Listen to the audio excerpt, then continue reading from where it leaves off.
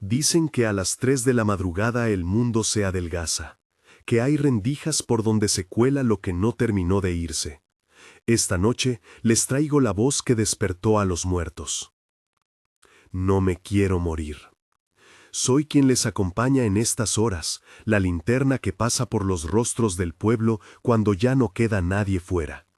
Y hoy vamos a escuchar a quienes aseguran haber oído, tocado y sentido ese borde entre la vida y lo que viene después. Historias cercanas, contadas en primera persona, con nombres de gente real o con los seudónimos que pidieron para no ser señalados. Antes de empezar con el primer relato, que nos deja sin aliento porque ocurre donde menos esperarías, un aviso rápido. Si quieres participar en el sorteo que anunciamos este mes, deja un comentario con "Escucho relatos de la noche desde tu localidad". Así entras en la lista. No hace falta más. Seguimos. Hace poco, un vecino, Jorge, me contó lo que vivió en Aguascalientes durante el velorio de su tío abuelo Chuy. Me pidió que respetara la sencillez del relato, la forma en que lo había dicho a su familia la mañana siguiente, todavía con la almohada de las noches en la cara. Me pidió que no lo adornara. Así que lo escuché, y me contó esto. Montamos la vela en la sala de la casa, la televisión pequeña en silencio por si alguien quería quedarse acompañado, y las mujeres hicieron la guardia. En el pueblo lo hacemos así, unas traen mantas, otras café, y la familia se sienta hasta que el reloj nos dice que ya no queda nadie más. Esa noche cerramos la puerta a eso de medianoche, porque llovía, y todo quedó como una caja. La luz baja, las sillas apiladas, el mantel blanco que nos había acompañado horas antes. Abajo, en la sección donde se preparan los cuerpos, habían estado moviendo cosas durante el día. Se notaba un olor raro, de productos que nunca supe si eran medicinas o químicos. No era un olor de iglesia ni de velas, era limpio y extraño, y a mí me dio escalofrío. Pero son cosas que uno no piensa. Cuando hay un muerto, uno se acostumbra a la casa y a los ruidos. Hizo una pausa y aspiró como si quisiera recuperar aire del presente. Nos turnábamos, cada quien dormía a ratos. A las 5 de la mañana, cuando la lluvia dejó de sonar y todo quedó como si el pueblo estuviera conteniendo la respiración, una de mis tías se despertó. Dice que al principio creyó que alguien había tenido un mal sueño. Escuchó un gemido corto y luego una voz clara, que salió de alguna parte entre el piso y las paredes y dijo: "No me quiero morir". Párense ahora y piensen en ese instante. La casa en penumbra, madres con ojos enrojecidos, una radio apagada y una voz que pronuncia una frase que ninguno quiere oír dirigida a la muerte. Jorge la repite con la voz baja, como si el eco todavía le doliera en la garganta. Se escuchó como si viniera de abajo, del cuarto donde preparan los cuerpos. De verdad que se escuchó ahí, entre el suelo y las viguetas. Mi tía se levantó de golpe y chocó con la mesa. La cuchara cayó, se rompió, y el ruido nos despertó a todos. Pensábamos que alguien estaba vivo, que el tío Chuy respiraba. Nos fuimos todos hacia la puerta del cuarto de los cuerpos, con la luz encendida, con el corazón en la mano, y lo único que encontramos fue silencio y el olor ese. El cajón cerrado, todo en su lugar. El silencio que Jorge describe es de esos que no se llenan con explicaciones. Piensen en esa sala. La tela de la mesa todavía con las migas, una vela apagada con ceniza fresca, la ventana empañada de humedad. A las 5 de la mañana la luz no entra, pero sí el rumor de la intimidad. Una abuela que se limpia las lágrimas, una prima que empieza a rezar, el crujir de las tablas bajo los pies. Y en medio, esa voz. Al principio supimos que no era un juego, ni un borracho que se había colado. En el pueblito todo se sabe, y nadie se quedaría a la vista en una funeraria a esas horas. Mi primo, que llevaba guardia, tocó la caja. No había movimiento, no había respiración. La piel, dijeron, estaba fría. Pero la voz había dicho: "No me quiero morir". ¿A quién se lo decía? ¿Se lo decía al otro lado? ¿Se lo decía a quienes nos vigilaban? Nadie sabía. Nos quedamos en silencio, rezando, pero la postura de todos cambió. De pronto, la muerte parecía menos cierta. Jorge se detiene de nuevo y el ruido de la calle, del pueblo que comienza a despertarse, aparece como un telón detrás de su voz. Mi tía mayor empezó a rezar en voz alta, un rosario que se le escuchaba firme, 1, 2, 3, como si al contar las cuentas fuera contando una barrera. Otras mujeres se sumaron. No es que creyeran que las oraciones fueran a traer de vuelta a nadie, pero había algo que proteger. En la casa se sentía un frío que no venía de la lluvia, un frío pegajoso que se pegaba a la nuca. Yo, que no soy hombre de muchas creencias, sentí ganas de llevar la mano a la cruz que tengo en el cuello. Mi primo, el mayor, fue a buscar una lámpara fuerte y la apuntó hacia la caja. Todo iluminado y sin mostrar nada distinto de lo que ya sabíamos. Aún así, nadie se atrevía a bajar del todo. La sensación de invasión, esa es una palabra que Jorge usa mucho, estaba en el aire. No era solamente que algo hubiera hablado, era que la rutina del duelo se había roto. En los pueblos, las costumbres actúan como muros, como velamos, qué café servimos, a qué hora llamamos al cura.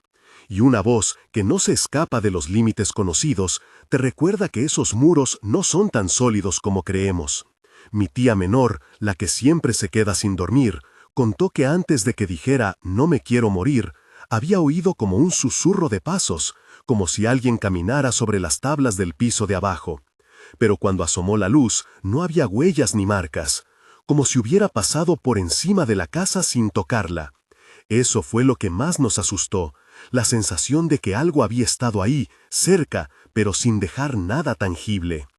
No como un ladrón, no como animal, sino como una presencia que no necesita tocar para hacerse sentir. En el relato de Jorge aparecen detalles que dan vida a la escena: la lámpara, el rosario, la mano en la cruz, el frío pegajoso. No hay efectos dramáticos ni un final cinematográfico, solo reacciones humanas. Resaltan las mujeres que rezan, el primo que apunta la luz y el olor extraño. Por respeto a lo que nos contaron, no vamos a dar explicaciones. Esto es lo que dijeron que sintieron. Lo más raro fue que, después de 1 hora de rezos y de repetidas oraciones, una de mis tías dijo que la voz se había ido, que escuchó un último suspiro, como si alguien hubiera exhalado al otro lado del suelo. Y cuando todo quedó en calma, nos dimos cuenta de que el tío Chuy estaba mirando hacia la puerta, con los ojos cerrados como debía estar, pero que su boca estaba en una forma que parecía inevitable. Era como si hubiera intentado hablar y no hubiera podido, como si la voz hubiera venido de él y no de fuera. Eso nos dejó sin dormir. No sabíamos si creer que hablaba desde dentro o desde abajo. Aquí el testigo juega con la frontera entre lo interior y lo exterior. La voz pertenece al cuerpo, a la casa, a la noche. Jorge no pretende saberlo. Nos deja la escena con la ambigüedad intacta, y en esa ambigüedad nace el escalofrío. Al final, nos quedamos con la sensación de que algo no se había desprendido del todo. Yo creo que la muerte a veces no termina de cerrar el trato. Queda algo colgando, una palabra suelta, un reclamo. Por eso la gente del pueblo empezó a decir que no era tanto que alguien hubiera regresado, sino que la casa se había quedado con una parte de lo que se fue. Hubo quienes trajeron agua bendita y otros velos para cubrir la puerta, todo por fuera, cosas para convencer a lo invisible. Tras su relato, Jorge comenta algo que quisiera subrayar. Nadie hizo un escándalo, no salieron corriendo a la calle gritando «fantasma». Todo fue más humilde, más domesticado. Rezar, prender velas, cubrir las cosas. Casi todos reconocían que lo que pasó era incómodo y personal, algo que, si se contaba en la plaza, podía terminar en burlas. Preferían contarlo en voz baja, alrededor de un café pasado a la hora de la siesta. Lo que más me falta decir, concluye Jorge, es que no todos nos lo tomamos igual. Para algunos fue una señal de que había cosas mal hechas en la casa, no habían cerrado bien, no habían rezado lo suficiente, la familia había discutido días antes. Para otros no fue más que una coincidencia, la madera crujió y alguien soñó. Pero yo, al decirte esto ahora, te digo lo que sentí. La voz tenía miedo, y el miedo a veces no se va con oraciones, se queda con quienes lo escuchan. El testimonio de Jorge nos deja con ese eco, una voz humana, quizá demasiado humana, pronunciando una frase que nadie espera escuchar en un velorio. No entraremos en teorías. Nos quedamos con la experiencia y con el modo en que transformó la casa, la forma en que cambió los turnos de guardia, cómo aumentó la cantidad de rosarios y por cuánto tiempo las mujeres del pueblo dejaron de dejar las ventanas abiertas por la noche. Pero la voz que despierta a los muertos no siempre se escucha en salas con manteles y rosarios. A veces aparece por encima del sonido de las chicharras en una ladera. Otras se manifiesta en el silencio de una habitación cuando una muchacha despierta y no puede moverse.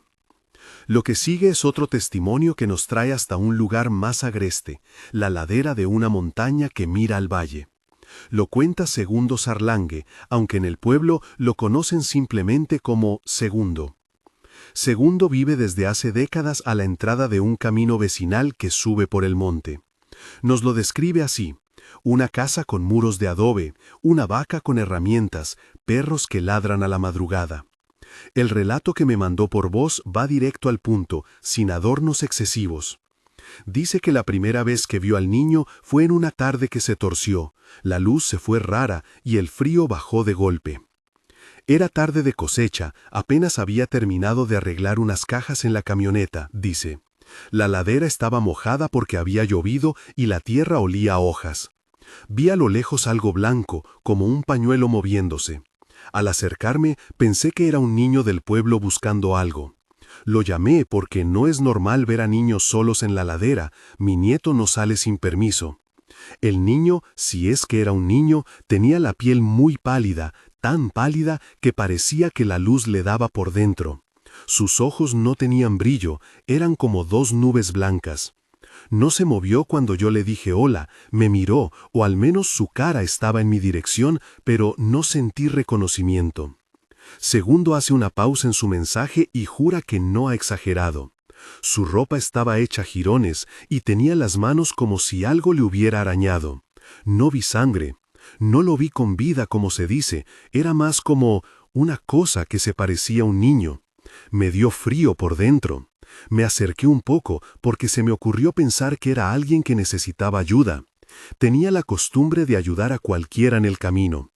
Cuando estuve a 2 pasos, el niño me miró de nuevo y entonces escuché un sonido, como una risa sin alegría o un llanto contenido, y la sensación de que me estaban observando de todos lados. Me viré y vi a la loma y al árbol donde siempre se posan los cuervos, y justo entonces pasó algo que no puedo explicar. Aquí Segundo baja la voz, como si la ladera fuera ahora un secreto entre él y el oyente. Un ave salió volando de las ramas, un pico rojo que no había visto en mi vida. Se posó en el alero y el aire se congeló. No fue un vuelo normal, se movió sin sonido. Y el niño, el que yo había visto, se desdibujó como si la niebla lo comiera. No lo vi correr ni marcharse, simplemente dejó de ocupar lugar. Me quedé parado, con la camioneta encendida, viendo a lo que antes había sido un niño y que ahora no estaba. Juré que si alguien me hubiera llamado a gritos, no habría ido. Eso fue lo que me hizo sentir que algunas cosas no están para ser tocadas. Segundo insiste en algo que a estas alturas parece repetirse en distintos relatos. No todo lo que parece vivo lo es, y no todo lo que parece muerto ha terminado de irse. En su camino vecinal, los vecinos empezaron a hablar de un niño espectral que aparece en tardes de niebla. Algunos dicen que es la sombra de un accidente viejo en la subida, otros que se trata de una leyenda para advertir a los niños de que no jueguen solos en la ladera. En cualquier caso, la presencia dejó huella. Perros que no quieren subir la colina, padres que recogen a sus hijos a la salida de la escuela antes de que anochezca, luces que se encienden en las casas por miedo a ser observadas. Yo añadí una cruz de madera a la entrada de la casa, admite Segundo. No porque crea que sirva de barrera absoluta, sino porque me hace sentir que hago algo. Mi mujer empezó a dejar un rosario enrollado en la puerta por las noches. Cosas para contener el miedo, aunque sé que eso no explica lo que vi. A veces pienso que los pueblos necesitan mitos para no enfrentarse a la nada. Prefieren un cuento con pico y plumas que ese silencio frío, porque con un cuento puedes hablar, puedes enojarte con la historia y seguir con la vida. El silencio, en cambio, te obliga a escuchar. Mientras Segundo relata, se siente la geografía, el crujir de la ladera, el olor a tierra mojada, el silencio que queda tras un ave con pico rojo. Y aparece ahí de nuevo la idea de que la comunidad responde con rituales pequeños y repetidos, cruces, rosarios, cuentos para niños. No se pretende con esto probar nada, solo mostrar cómo la gente hace frente a lo que no entiende. No hace falta decir que no todas estas apariciones terminan con un desenlace místico. Muchas quedan como historias para comentarlas en la tienda del pueblo mientras se compra pan. Pero junto a ellas aparece otra forma de intranquilidad, lo que ocurre dentro de una casa, en la soledad de una noche, cuando el cuerpo no puede moverse y alguien siente una sombra clavada en la puerta de su mirada. Andrea me mandó su testimonio así, con voz temblorosa, desde la ciudad, y pidió que se entendiera su nombre real. Cuenta que su primera experiencia ocurrió una madrugada a las 3:15, esa hora que parece ser un hilo conductor en muchas historias, y que desde entonces cada reloj nocturno le suena con el mismo aviso. Me desperté y no podía moverme. Era como si algo estuviera presionando mis hombros, o tal vez era mi propio miedo que me inmovilizaba. Recuerdo mirar al reloj, marcaba 3:15. No sé por qué recuerdo la hora tan exacta, pero lo hago. A esa hora el silencio tiene otra densidad. Vi una figura en la esquina de mi cuarto. Vestía algo que parecía un abrigo largo y un sombrero que le ocultaba el rostro, como en las películas antiguas. No podía gritar. Sentí que intentaba decir algo, no palabras al principio, sino una presencia que exigía escucha.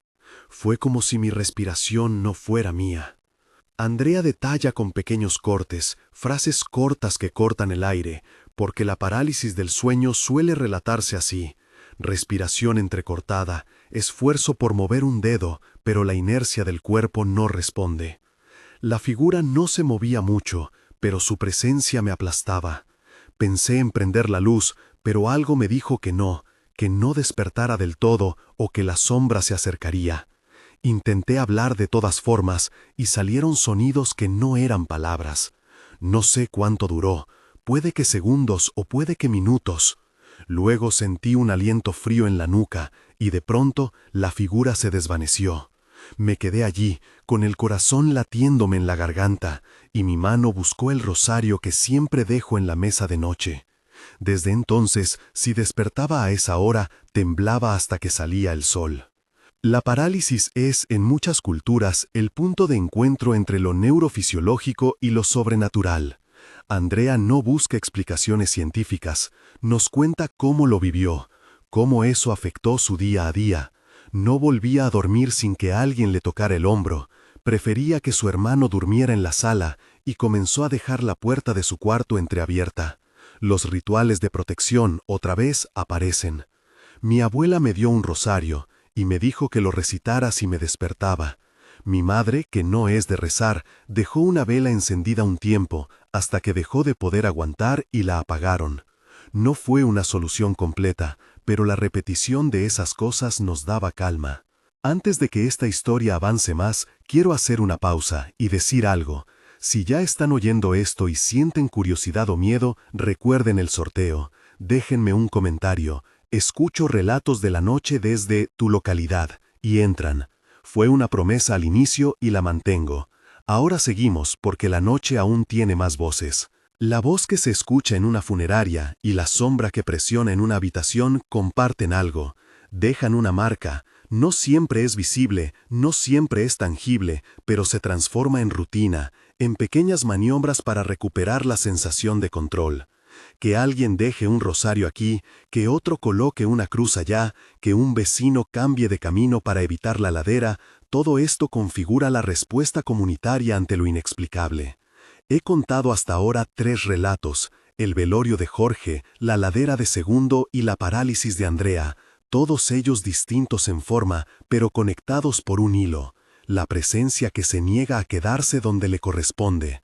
En el fondo subyace la idea de que algo quedó a medias, una palabra, un gesto, una despedida, y regresa como pregunta que nadie quiere contestar.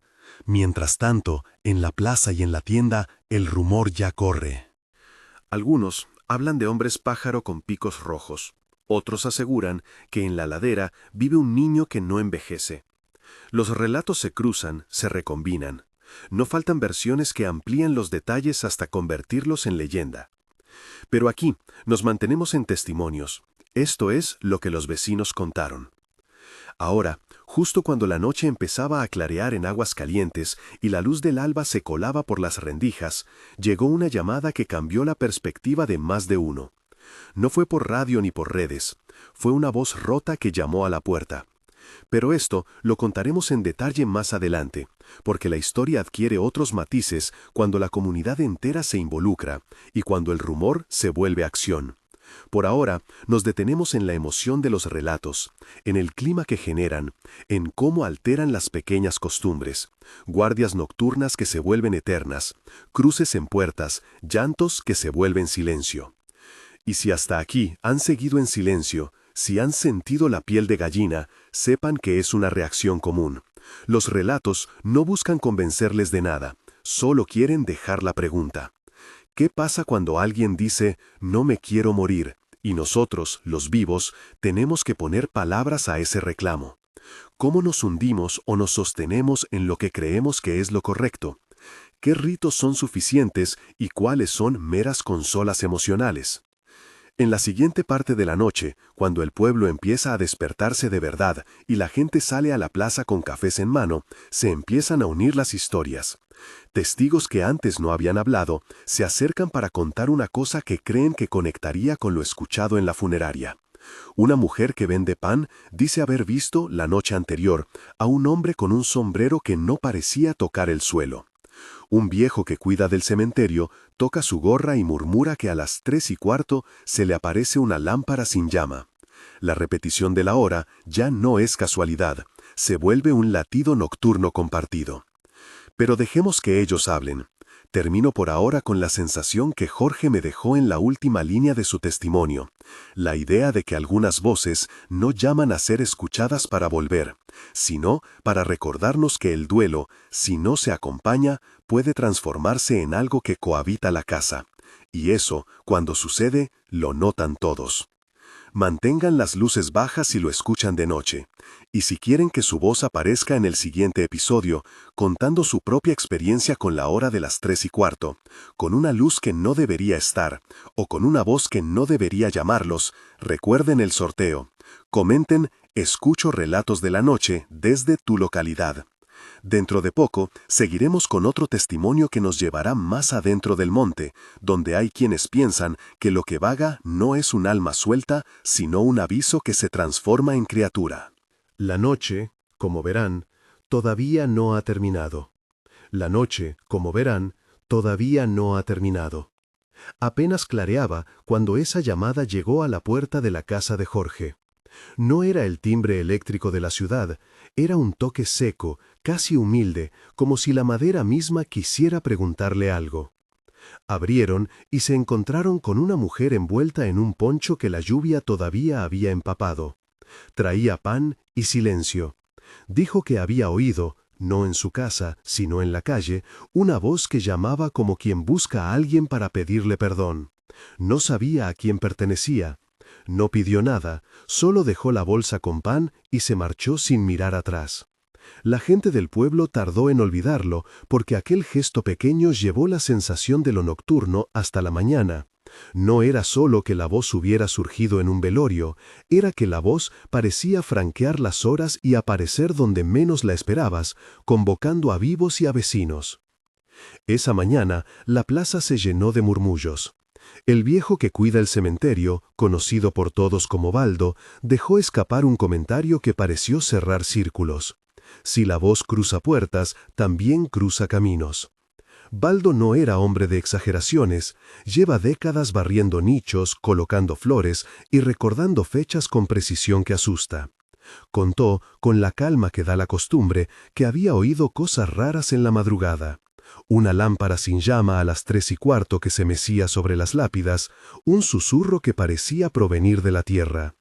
No dijo que entendiera qué era, pero su voz contenía la advertencia de quien ha visto que algunos fenómenos vuelven y no piden permiso.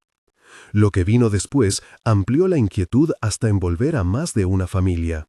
Don Octavio llevaba años desaparecido según los que cuentan. Una madrugada, sin rastro, sin discusión, sin despedida. Pero su ausencia no era la de un hombre que se marchó. Era la de alguien que fue borrado de los caminos que conocía.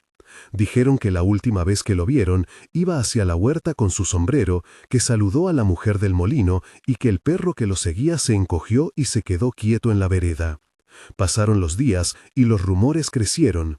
Que se lo había llevado el río, que se fue con un amor, que lo había atrapado la noche. Fue Baldo quien mencionó al hombre pájaro con pico rojo en la misma frase en que dijo el nombre de don Octavio, y desde entonces la leyenda empezó a mutar en algo que ya no solo pertenecía a aquel que contó la primera vez. Javier, un vecino que trabajaba de albañil y que salía a la madrugada a cargar arena, tuvo la mala suerte de encontrarse con lo que en el pueblo algunos llamaban el aviso. Me lo contó en voz baja, en la barra del bar donde la radio apenas dejaba oír noticias de fútbol. Era de noche, y yo iba por la carretera vieja, la que pasa por el Pinar, dijo. Llevaba la camioneta con la carga cubierta y el perro en el asiento. Al pasar por un eucalipto, vi un bulto. Parecía una persona de pie junto al árbol. Pensé que se trataba de alguien esperando un remis o a un amigo. Paré para preguntar. No respondió. Tenía un abrigo largo y la silueta de un hombre. Pero el pico, lo vi por un instante. No te imaginas el rojo. Fue como si la oscuridad me hubiese mostrado algo que no pertenece a la noche. Y la cosa alargó el cuello y el pico brilló un instante. El perro se puso loco, chilló y se estiró hacia atrás. Javier juró que en ese momento la sombra se alzó en el árbol como si fuera rama, y el pico rojo se posó en una rama cercana.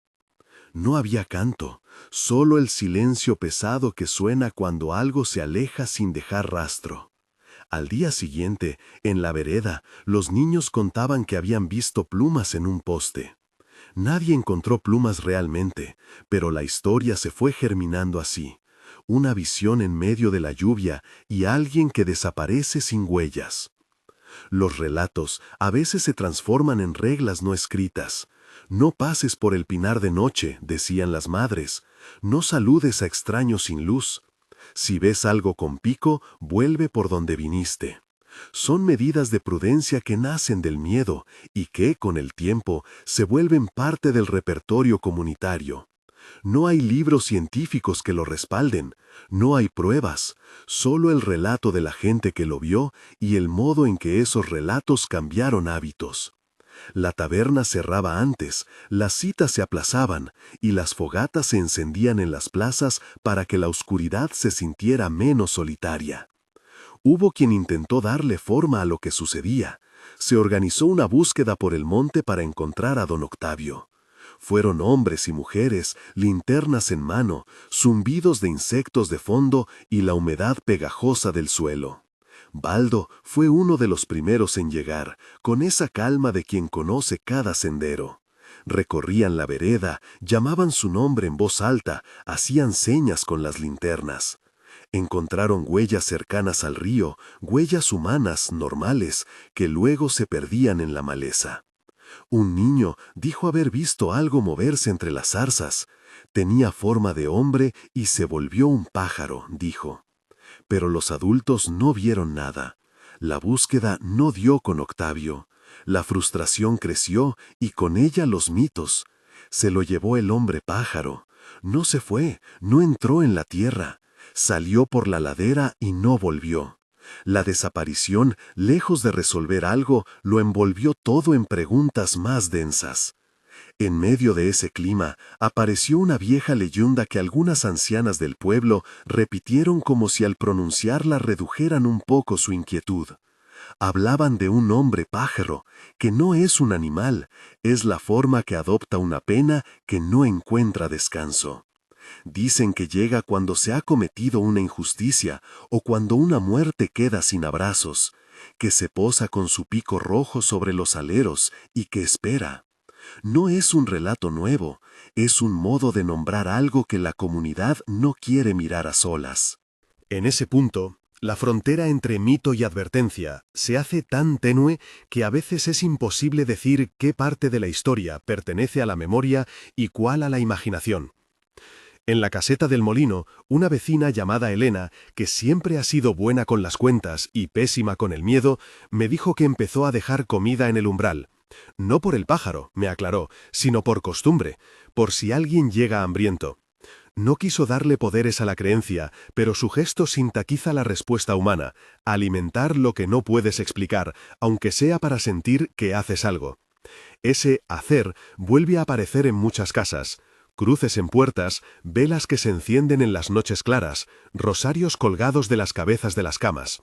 No prometen protección, prometen que alguien hace algo, y eso, en la comunidad, ya es medio remedio. Mientras los rumores circulaban, llegó al canal un audio que me envió una mujer que se hace llamar La Panadera por su oficio. Sus palabras no solo corroboraban la presencia de extrañado que cruzaba el pueblo, sino que añadían un detalle que terminaría por convertirse en clave para muchos. La voz que la gente escuchaba a veces volvía a las casas en forma de llamada telefónica. No es una llamada normal, decía en el mensaje. Suena como si fuera una voz que viene de muy lejos y al mismo tiempo muy cerca. Te llama y cuando coges hay silencio, apenas un soplo o un grito apagado. Luego cuelga.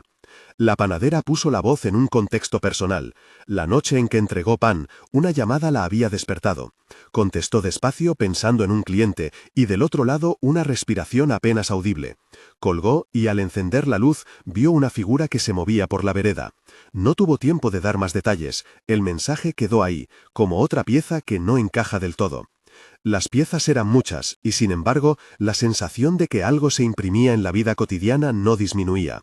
La parálisis de Andrea y la voz en la funeraria parecían dos extremos de un mismo hilo, lo íntimo que irrumpía en lo colectivo.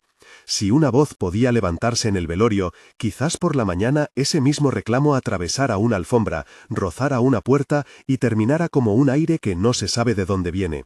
A partir de entonces, la gente empezó a mirar sus teléfonos con desconfianza. ¿Y si la noche me llama y yo cojo sin querer?, se preguntaban. Era la misma pregunta que se repite con la muerte. ¿Qué hago si me encuentro con algo que no quiero sostener? ¿Qué responsabilidad tiene el que escucha? Hubo un episodio que aceleró la impresión de que lo que estaba ocurriendo no era solo anecdótico. Una noche, cuando las nubes se trituraban y el olor a lluvia volvía, la funeraria donde ocurrió lo de Chuy recibió a un visitante inesperado. No fue alguien para ofrecer consuelo, fue alguien que había oído la historia y quería comprobar.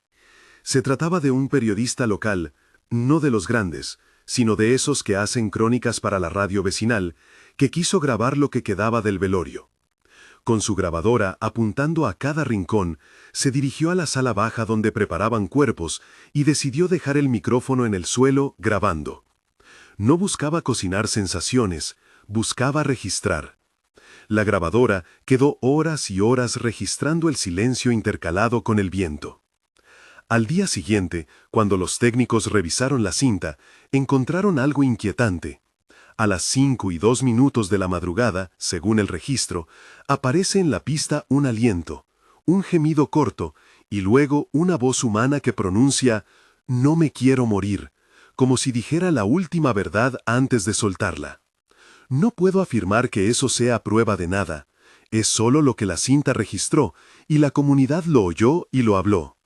Algunos pensaron en un montaje, otros en una casualidad. Pero lo que sí notaron fue el efecto. Ahora tenían una grabación que, para bien o para mal, ponía una frase en letras de sonido. Fue suficiente para que más personas dejaran de pensar en el suceso como algo privado y lo transformaran en materia de conversación pública. La presencia de una cinta cambió la escala del miedo. Hasta entonces, los hechos eran dominados por la intimidad del velorio o por la soledad de la ladera. Con una prueba sonora en la mesa, la discusión atravesó cafés, puestos de mercado y clases de la escuela. Hubo quienes pidieron que la cinta se analizara. Hubo quienes dijeron que eso solo empeoraría las cosas. Al final, la cinta se convirtió en un objeto más en el pueblo. La escuchaban algunos y otros no querían acercarse a ella. Eso no fue lo que la resolvió. Lo que sí hizo fue convertir la voz en un refrán. ¿Has oído la grabación? Y quien la respondía bajaba la voz.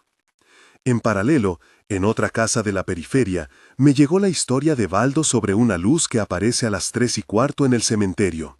La llamó la lámpara de la hora. Es un fenómeno que no parece molestar a los vivos, pero sí a quienes trabajan con la tierra. Se apaga y se enciende, me dijo, como si alguien diera un paso por entre las tumbas. Baldo añadió que la luz nunca prende en la misma sepultura 2 noches seguidas, parece moverse. Los curiosos fueron a mirar 1 vez, 2 veces. La primera vez solo encontraron la hierba húmeda y el silencio. La segunda, vieron esa luz tenue que alguien describió como un faro de bolsillo. Nadie pudo explicar cuál era su origen. Algunos lo asociaron con almas que no encuentran su sitio, otros con bromas de muchachos. Lo que la mayoría compartía, sin embargo, era el modo en que estas cosas cambiaban las defensas cotidianas. Más puertas cerradas, más rezo, más cruces, menos confianza en la noche. Las rutinas se adaptan. El miedo se domesticaba con costumbres que actuaban como parches. Aún así, quedaba la sensación de que algo no podía remediarse con un rosario colgado en la patilla de la puerta. Llegamos así al clímax de lo que les vine contando: la nueva aparición en la funeraria, la repercusión de la grabación y la decisión de algunos a enfrentarlo de forma colectiva. Una noche, la comunidad organizó una vigilia en la sala principal de la funeraria. No fue una protesta para burlarse, ni un espectáculo, fue más bien un acto de contención. Si la voz regresaba, al menos que lo hiciera frente a testigos. La vigilia se llamó La Guardia y consistió en turnos de vecinos, velas y rosarios. Hubo respeto, miedo y la determinación de quienes sienten que un lugar de duelo no debe quedarse sin compañía. Durante la vigilia traían café caliente, mantas, una radio baja para que el silencio no se convirtiera en algo insoportable. Cada cierto tiempo, alguien cerraba los ojos y recitaba un Padre Nuestro. Nadie esperaba milagros. La cuestión era ocupar el espacio con presencia humana. A las 3 de la noche, los relojes marcaban 3:05 y cada minuto era una pequeña batalla. A las 3:15, cuando la bruma se pegó a las ventanas, varias personas dijeron que sintieron una presión en el aire. No era física, pero se podía describir, como una expectación, una respiración que aguardaba. Un niño que estaba con su madre murmuró que veía una figura en el extremo de la habitación, un hombre con sombrero, sin rostro. La madre apretó la mano del niño y le tapó los ojos, no quiso que mirara. Entonces, algo sucedió que hizo que lo pequeño se volviera grande. Un murmullo, no del todo articulado, apareció en la penumbra, como si alguien estuviera canturreando. Después, un gemido, y luego, muy cerca, una voz que repitió, con menos fuerza pero con la misma simpleza, la frase que había marcado la comunidad: «No me quiero morir». La sala se iluminó por una convulsión silenciosa. Las velas titilaron como si una brisa hubiera pasado, aunque nadie abrió la puerta. Varios de los que estaban allí sintieron que la voz los atravesaba, que hablaba en primera persona y no desde algún lugar difuso. Fue un instante que dejó huellas, algunos lloraron, otros hablaron y un par se volvieron furiosos pidiendo explicaciones en la oscuridad. Lo más extraño no fue la voz en sí, sino lo que ocurrió después. La caja del difunto que permanecía en la sala, la misma que había sido tocada por el primo aquella madrugada, apareció con la tapa un poco desplazada. No había señales de manipulación externa, no había marcas, solo la tapa a medio cerrar. La observación fue tomada con cuidado y respeto. Nadie forzó nada. Abrir la caja en plena vigilia hubiera sido un gesto que cruzaba límites, se decidió no hacerlo. Pero la pequeña anomalía bastó para que la sensación de que algo no estaba completo volviera con fuerza.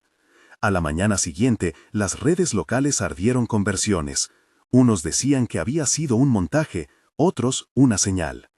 Las divisiones aparecieron con naturalidad. Quienes creían en lo sobrenatural sintieron que la comunidad había vivido una experiencia legítima. Los escépticos pensaron en corrientes de aire, en emoción colectiva. Lo que no se discutió fue el efecto en la gente. Quienes estuvieron en la vigilia no durmieron bien en días. Algunos abandonaron la idea de dejar las ventanas abiertas por la noche. Otros, movidos por el miedo o por la empatía, ofrecieron llevar flores a la funeraria. Un sentimiento de cuidado emergió asociado a la prevención. Tras ese episodio, las historias no cesaron, pero sí cambiaron de tono. Se volvieron relatos de reparación. Las personas ya no contaban solo el susto o el fenómeno, sino cómo actuaron después. Pequeñas acciones, rezos en grupo, visitas a la casa del difunto para acompañar, pedir al cura que viniese a bendecir, dejar un plato en la mesa para quien quiera que pudiera pasar. El miedo se convirtió en algo que también podía mover a la comunidad a cuidarse entre sí. En cierto modo, la voz que despertó a los muertos obligó a los vivos a mirarse. Hubo, sin embargo, quienes no encontraron consuelo en rituales. Algunos jóvenes se rieron, otros se alejaron. Unos cuantos hablaron de marcharse del pueblo para no exponerse a lo desconocido. Y también aparecieron personas que, de un modo más inquietante, comenzaron a buscar explicaciones personales. Cartas, mensajes antiguos, disputas familiares que quizá dejaban cuentas pendientes. Ideas que, sin pruebas, tejían nuevas preguntas. ¿Podía una pena no resuelta manifestarse de ese modo? ¿Qué deberíamos entonces hacer con nuestros rencores antes de morir? No hay manuales, solo la sensación de que lo que no resolvemos nos puede desgastar a los que quedamos atrás. Con el paso de los meses, la intensidad bajó, pero el eco permaneció. Los picos de aparición disminuyeron, las lámparas de baldo se dejaron ver cada tanto, la ladera seguía devolviendo una sombra de niño que algunos aseguraban ver y otros no. La voz del velorio se escuchó de nuevo en momentos aislados, nunca con la misma claridad. Algunos atribuyeron esa calma a haber hecho lo correcto, velas, oraciones, bendiciones. Otros sostuvieron que todo era temporal. Muchas veces la atención apaga lo que se muestra por hambre de espectadores. En cualquiera de los casos, la memoria del pueblo cambió. Las costumbres se ajustaron y con dolor o con humor surgieron refranes nuevos. No dejes palabra a medias, ciérralo con abrazo o no vayas a la ladera sin luz. Aún así, hay algo que persiste, y no es solo el rumor. Es la manera en que las historias alimentan la conversación interna de las familias, lo que guardan para no hacerlo público. Les contaré un episodio que resume esa sensación íntima. Una mujer joven, a la que llamaré María para respetar su privacidad, contó que tras lo ocurrido con el velorio, comenzó a visitar la casa de su madre con más frecuencia. No lo justificó con creencias, lo describió como una necesidad de estar. No es que piense que la voz va a entrar por la puerta, dijo. Es que me di cuenta de cuántas cosas dejamos sin decir y eso me asusta más que cualquier sombra. Sus palabras son importantes porque nos recuerdan que muchas de estas manifestaciones, sea lo que sean, devuelven algo esencial, la atención hacia los nuestros. Los mitos, por su parte, siguen su propio ciclo. En la escuela, los chiquillos inventan juegos que mezclan el hombre pájaro con la lámpara de 3 1/4.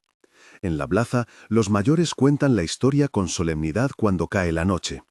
En la funeraria, la sala donde ocurrió el suceso se convirtió en un lugar con doble destino, sitio de trabajo y memoria incómoda. Los que trabajan allí han tomado medidas simples, 2 velas más, turnos fijos, una pequeña placa en recuerdo de lo ocurrido, no por exhibicionismo, sino por necesidad psicológica. La vida continúa con ese matiz, como si hubiese una fisura por la que cuela el desconcierto. Antes de cerrar este camino de relatos, permitan que vuelva a aquello con lo que empezamos, la voz que despertó a los muertos. Hay en ella una doble lectura. Por un lado, la literal, una voz humana que se pronuncia allí donde no debería pronunciarse. Por otro, la simbólica, la voz como resto de un duelo, una palabra que quedó sin despedida y que vuelve a pedir lo suyo. Ambas lecturas conviven en la gente del pueblo porque no necesita elegir, la incertidumbre permite ambas. No pretendo dar un veredicto, este programa se dedica a escuchar y a compartir. Lo que sí quiero subrayar es algo que los testimonios repiten sin querer, la importancia de acompañar el duelo y no dejar los silencios colgando. Cuando alguien muere y no se le dice todo lo que debía decirse, algo puede quedar abierto para quien queda. No necesariamente se manifestará como espectro, pero sí como culpa, como preguntas, como rencor. Acompañar en las historias que amanecen en aguas calientes y en los pueblos que nos sirven de mapas es la forma más humana de afrontar lo inexplicado. Antes de despedirnos, un recordatorio. Si esta noche la radio los cogió atentos y sienten que tienen una historia que contar sobre voces, sombras a las 3:15, luces en tumbas o cualquier encuentro que les haya dejado sin palabras, pueden participar en el sorteo, dejando un comentario en el vídeo con «Escucho relatos de la noche desde tu localidad». No hace falta más, su testimonio podría aparecer en un próximo episodio. Recordarles también que si alguna de estas historias toca algo sensible en ustedes, cuiden su salud emocional. Hablarlo con alguien cercano o con un profesional siempre es una buena idea. Y por favor, no prueben a provocar fenómenos ni vayan a lugares peligrosos por curiosidad. La prudencia importa. Para cerrar, vuelvo a la imagen que nos trajo hasta aquí, la frase simple, humana y terrible. No me quiero morir.